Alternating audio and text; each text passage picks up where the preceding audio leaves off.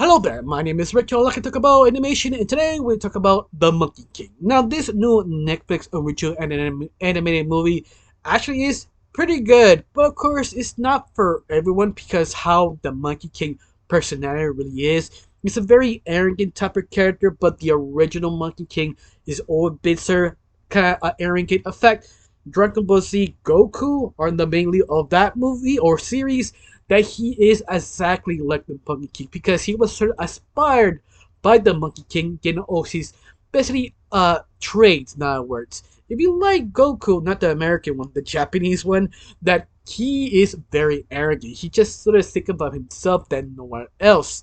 That you are okay with that, you understand why he has to be this way because the movie does explain this pretty well, or you read the book.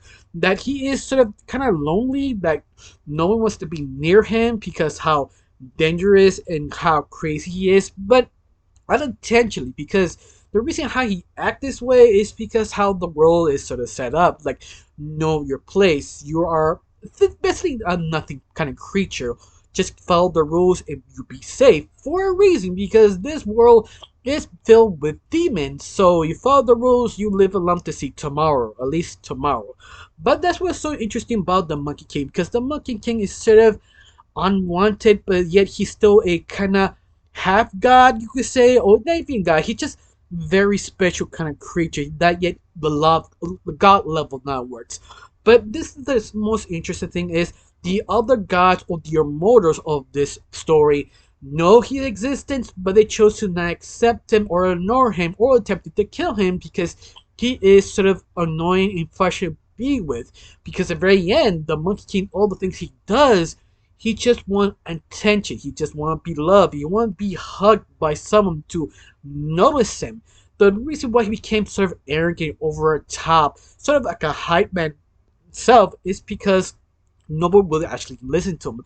In fact, the reason why he became this sort of journey of becoming the hero or the next god is because to get the attention. But it sort of wasn't his idea. It almost was sort of a conversation with the other monkeys. Like, yeah, you're a great hero. You should be in top of the gods. Like, you know what? Yeah, I should be one of the gods. I should be noticed to be the best. And this was this sort of leaned into so much in the original book because the book is sort of him trying to be noticed, but also they take a lot of things from the books. At least 25% of it. This I think 25% because the book is very thick. I mean, I'm not over exaggerating. I'm not overhyping. It's sort of seeing a Bible. You've seen how the Bible is sort of thick. Think of it as like 4 or 5 stacks of it. That sort of size. Once again, I'm not over exaggerating. This how thick the book really is of Journey to the West. Over the years, I think they edited to make it shorter. But besides that, that's what I mean. You have so much things to use, but they only use 25%, or at least the quarter halfway of the book series. But they only use the cliff notes. Even that, they do skip a lot of things about the Monkey King. But besides that, you really don't need it because usually the whole point of the Monkey King is himself. He's sort of developed becoming the sort of no, not normal. What's the word? Noble sort of hero or folk hero of the modern world now, or semi-modern world. But besides that, it just seems sort of interesting how he sort of developed, how he's sort of in denial because he's sort of like a wrestler, all hype, but you do know there's sort of like a shield. There's something to protect him to not realize the situation he really is. Even the other characters don't like him because he keep breaking the rules, keep pointing out one day you'll be all alone. No one likes you. In a way, yeah, it's sort of true.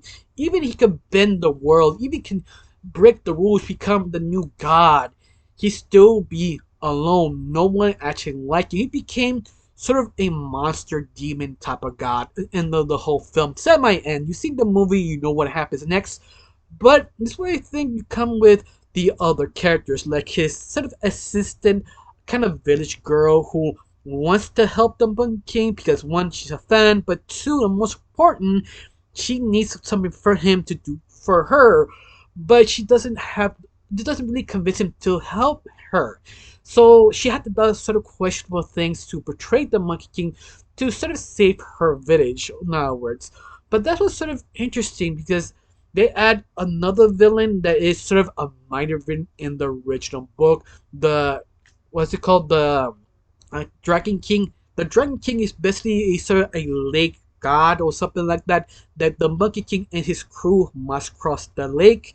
It was sort of troublesome, but it's one of those minor bosses, and that's what sort of used in this movie. That he's sort of a minor boss, but promoted to a main villain just to serve the story. It was done fine. Of course, I love it that he used them as sort of the one who has the special kin that Monkey King has, that the one extend and grow in size, that whatever the monkey not Monkey King needs, it becomes the size. But in the original book, it's not really. I mean, it is important, but just use it as sort of a small piece of chapter, like, oh, he find this magical pillar, but it was like a normal pillar. They used this pillar to hold up the house of a god, and the Monkey King just used this pillar to protect himself, and realize, yeah, this cane is pretty useful. I'm keeping it. And that's it. In this version, they give it more pizzazz of the cane, like it could talk. And the cane never did talk, at least what I learned in online, that I'm not sure it can talk, but I think this is the first time they actually allowed the cane to talk, but it has its own kind of language, almost like an R2D, so sort of whistle kind of song. They only the Monkey King could sort of understands them. Also, they had something else interesting, that the Monkey King has a new power that is sort of laser beam eyes. That's still not usual because I never remember he has that type of ability, so it's sort of strange. Maybe they got, why not, given the Superman sort of laser beams, why not? And it makes sense why they have this ability to grab the attention of the gods, but they really don't use it only in the very beginning. But besides that, the Monkey King is still sort of enduring because you know he needs help. You knows the reason why people hate him. The reason why he does things is just to get attention. Especially what the guys attempted to get rid of him so badly that they called Buddha himself to take care of the job. They asked him, please just take the kid, teach him, just get rid of him or something. And Buddha being Buddha, like, no, he has to learn his way. He had to make mistakes to be sort of humble. And that's the problem. It's sort of hard to be humble that you have no friends, family, or allies to put you the right place. There's a reason why you have the assistant, that she little by little kind of convinced the Monkey King, or open his heart, or drop the of shield, or be this sort of arrogant to actually care. But I love that they use that in a very interesting way. It's not like a Western way of telling the story. It's more like you basically hang out with a person, you know he's a good person, you just need that extra push.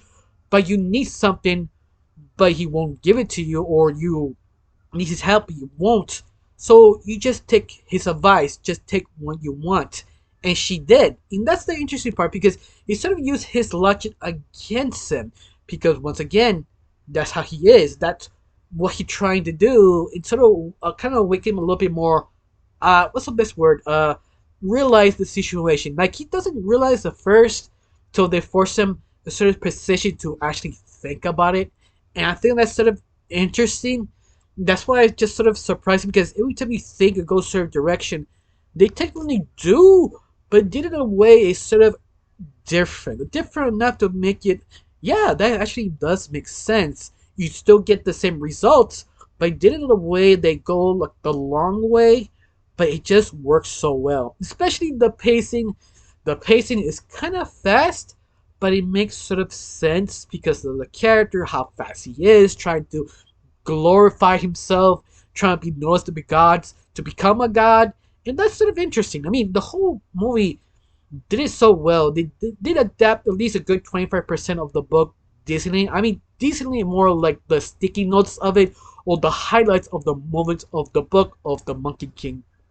It's sort of, think of it sort of like a rush version of part of the book. But all of that, I did enjoy. I did enjoy everything. Of course, I did hear online some fans just doesn't like the art style, you feel me, it could be the wrong art style for this story. You have to tell him, no, it feels right. I feel it's something you to see a fully fluent, fully move it. The art style never really bothered me. It works pretty well. It's not distracting. It's not odd. It just makes sense. Like you watch it. Sometimes I understand some people don't like sort of art style. They feel kind of lose focus what the story trying to do. But no, the art style nails it. The character designs were pretty good. I did like all the characters. Even the Monkey King, he was usually tiring or annoying to hear because how arrogant he is, but it has some point. Of course, I do understand if you don't like the Monkey King. I don't blame you because the Monkey King is sort of hard to sell. It's sort of kind of endearing, sort of self-centeredness, but you can tell he's still a good person, and that's sort of hard to do. God 6 may change Goku, for example, to American, make it more selfish. In other words, I said it wrong, but you get the idea if you know the history of Dragon Ball Z. Because the Japanese version he's selfish, in the American version he's noble. In a way, that's not the Monkey King. The Monkey King is sort of selfish. So you get the idea what I mean. It's sort of hard to sell the Monkey King sometimes. Even his sort of copy versions of him, basically just 25% of Shonen Jump are basically rip-offs of the Monkey King. Once again, it's one of those characters just sort of hard to sell sometimes. But all of that, I did enjoy it. In fact, if you're a fan of the Monkey King or fan of the Journey West, you think it's a good adaptation, or at least convince others to pick up the book or see different versions of it to enjoy the legacy of Journey West. Tell me down below, let me know. I got nothing. I'm sorry, I got nothing else to say. Just thank you for watching. Don't forget to subscribe and have a wonderful day. Bye.